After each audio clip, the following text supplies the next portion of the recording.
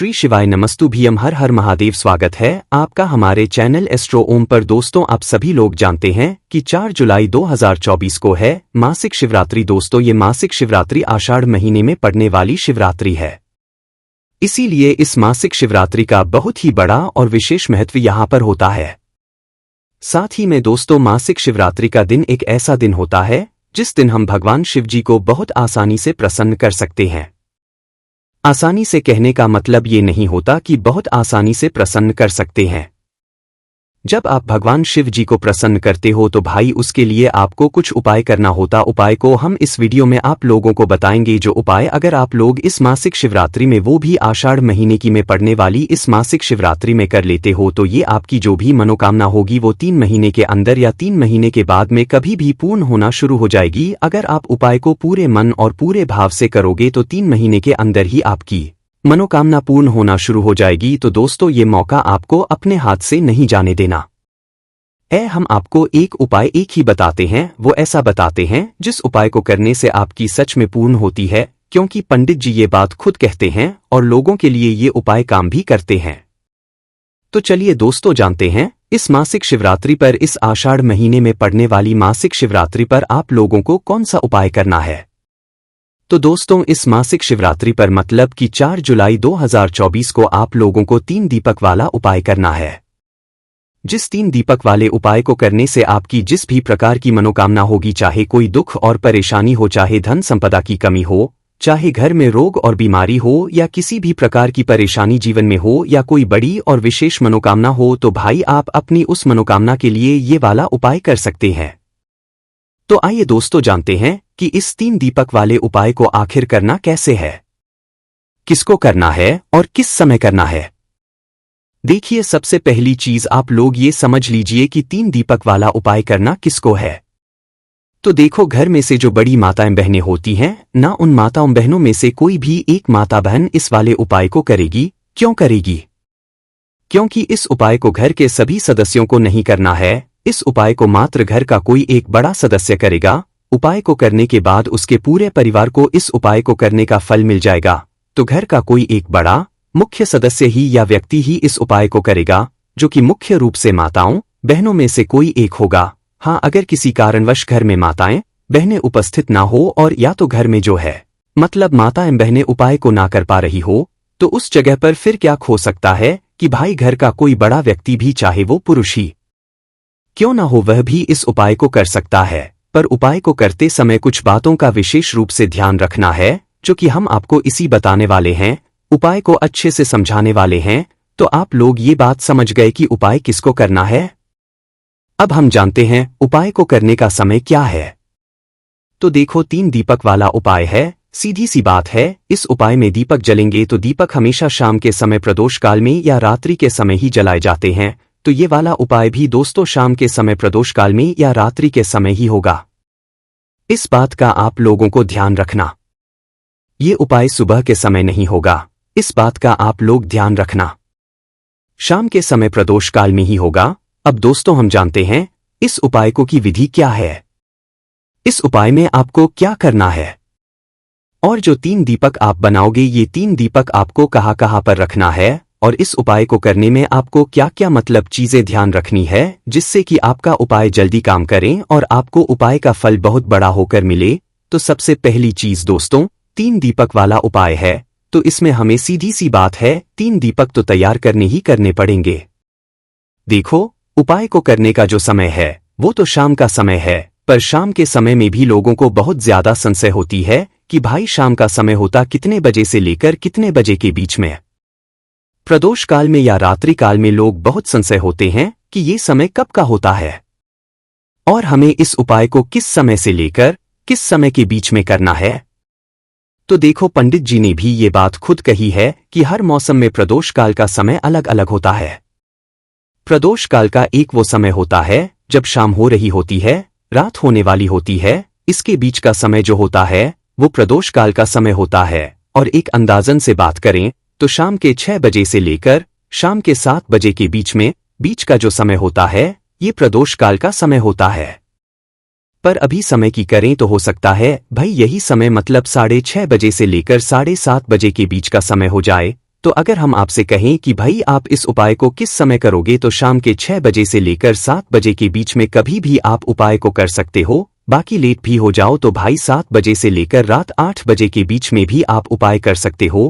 कहने का मतलब ये है कि शाम 6 बजे से लेकर रात 8 बजे के बीच में कभी भी उपाय करो, आपका उपाय काम जरूर करेगा।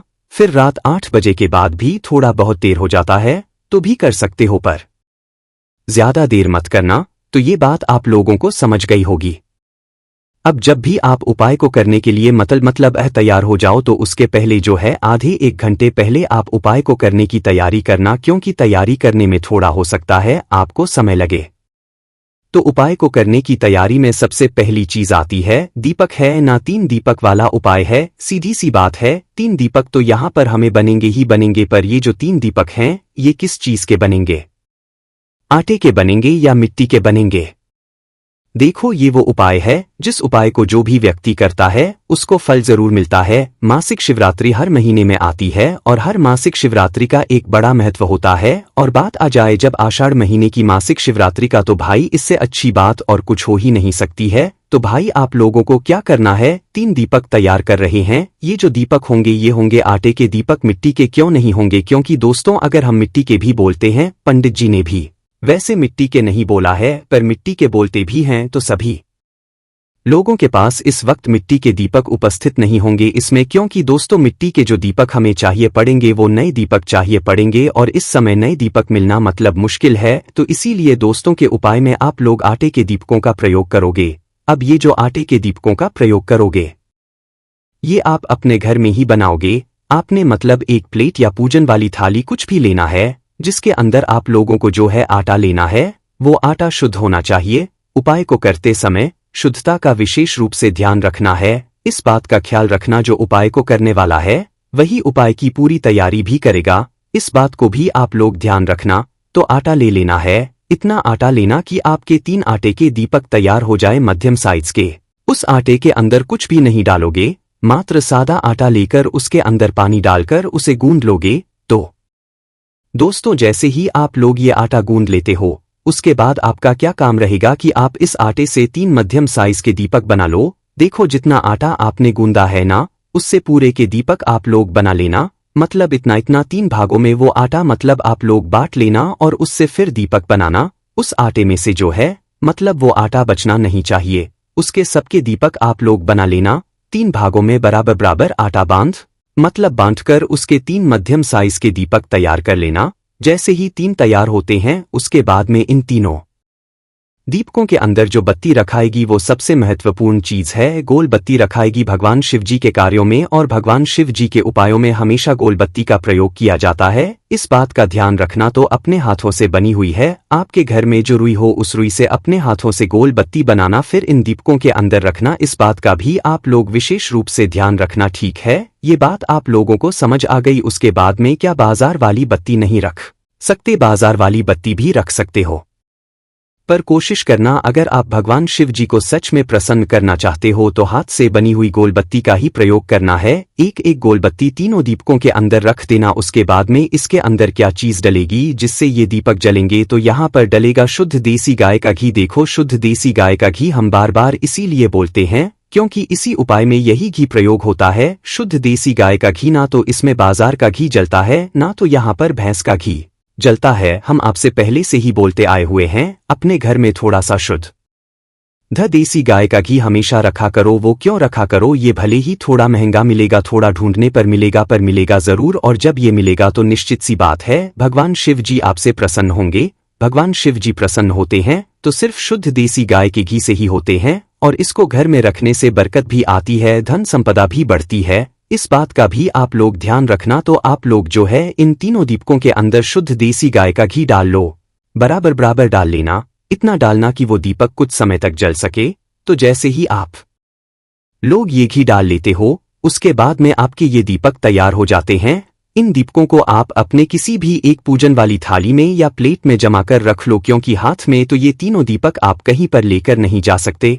तीनों दीपक जमा लेना। तीनों दीपकों को जमाने के बाद अब आपको क्या करना है? जब आप उपाय को करने के लिए अपने घर से निकलो तो कुछ बातों का ध्यान रखना है, जैसे कि ये दीपक जहां जहां पर भी आप रखने वाले हो वहां वहां पर आप चाहो तो भाई अपने साथ में कुछ चावल के दाने या कुछ फूल की पंखुड़ियां रख सकते हो, जिससे कि जहां जहां पर भी आप ये दीपक रखो वहां पर पहले कुछ चावल के दाने या फूल की पंखुड़ियां रखो, उसके बाद ही ये दीपक वहां पर रखो। चाहो तो रख सकते हो, वो आपके ऊपर है। उसके बाद में दूसरी चीज, अपने घर से अपनी माचिस लेकर जाना। ये चीज हम आपको बार बार इसीलिए याद दिलाते हैं ताकि आपको याद रहे, और अगर याद नहीं रहा अपने मंदिर में किसी और से माचिस जहां पर आपने ये दीपक रखी वहां पर किसी और से माचिस ले ली तो भाई इस उपाय का फल उस व्यक्ति को भी चला जाएगा, कुछ भाग चला जाएगा। इसलिए हम आपको बार बार समझाते हैं अपने घर से अपनी माचिस लेकर जाना। और जैसे ये सारी तैयारियां हो जाती है तो ये 3 दीपक 3 जगहों पर चूंकि लाइन से ही लगाएंगे जैसे जैसे हम आपको बता रहे हैं,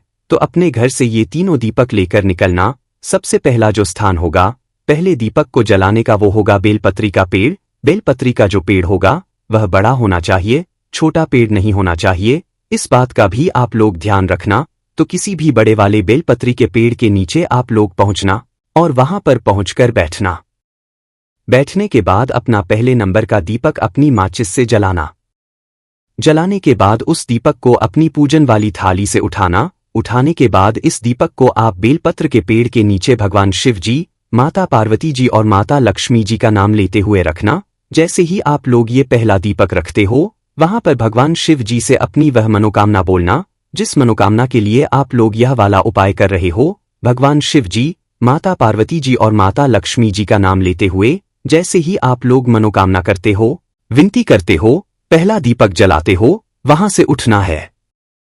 भगवान को धूप देकर से उठ जाना है। अब जो है आपका जो दूसरे नंबर का दीपक है इसे लेकर जाओगे आप लोग शिव मंदिर में। दूसरे नंबर के दीपक को शिव मंदिर में लेकर पहुंचना, भगवान शिव जी के दर्शन करना और शिवलिंग के पास में बैठ जाना। दूसरे नंबर के दीपक को आप अपनी माचिस से जलाना। दीपक जैसे ही जल जाता है उसको उठाना, शिवलिंग के पास में रख देना। शिवलिंग के थोड़ा सा दूरी बनाकर रखना, भगवान शिव जी को आंच ना लगे, इस बात का ध्यान रखना। दूसरा दीपक जैसे ही शिवलिंग के पास में रख दो तो भगवान से अपनी वापस से मनोकामना बोलना। मनोकामना एक ही बोलना है, बदल बदल के नहीं बोलना। जो मनोकामना अपने बेलपत्र की पड़ी है, जो बोली थी, वही मनोकामना भगवान शिव जी से यहां पर भी लेना है। ऐसी मन ही मन कर लेना, आपको बोलने की जरूरत नहीं है। मन ही मन विनती करके आप लोगों को ये दूसरा दीपक रख देना है। फिर उसके बाद में जैसे ही ये दूसरे दीपक जलता है भगवान से प्रार्थना करके विनती करके उनको धो देकर वहां से उठ जाना और इस तीसरे नंबर के दीपक को जलाने के लिए पहुंच जाना आंवले के पेड़ के नीचे। जिस आंवले के पेड़ के नीचे जाओगे ये आंवले का पेड़ भी बड़ा होना चाहिए, छोटा नहीं होना चाहिए। उस बड़े पेड़ आंवले के पेड़ के नीचे पहुंचना, वहां पर बैठकर जो है आप लोग अपना तीसरे नंबर का दीपक जलाना। उस दीपक को जलाकर आंवले के पेड़ के नीचे भगवान से प्रार्थना करते हुए उस दीपक को रख देना। जैसे ही आप लोग अपना दीपक रखते हो भगवान से हाथ जोड़कर आप प्रार्थना कर लेना, विनती कर लेना, आपकी जो मनोकामना है वह बोल देना और वहां से उठ जाना। अब यह तीसरा नंबर का दीपक जैसे ही आप लोग लगा देते हो आप सीधा अपने घर पर जा सकते हो। आपका यह उपाय पूरा हो जाता है। इस उपाय को करने के बाद दोस्तों कुछ ही समय के अंदर, वैसे पंडित जी ने बोला हुआ है कि 3 महीने की मासिक शिवरात्रि पर अगर आपने यह वाला उपाय कर लिया तो आपकी मनोकामना जरूर पूर्ण हो जाएगी। ठीक है, पर उपाय को आपको करना पड़ेगा 3 महीने की शिवरात्रि को, और वही अगर आप आषाढ़ महीने की इस मासिक शिवरात्रि को करते हो तो भाई यह बहुत ही अच्छी बड़ी बात है और अच्छा मौका है आप लोगों के पास भगवान शिव जी को प्रसन्न करने का। तो दोस्तों यहाँ पर ये वाला उपाय पूरा हो जाता है।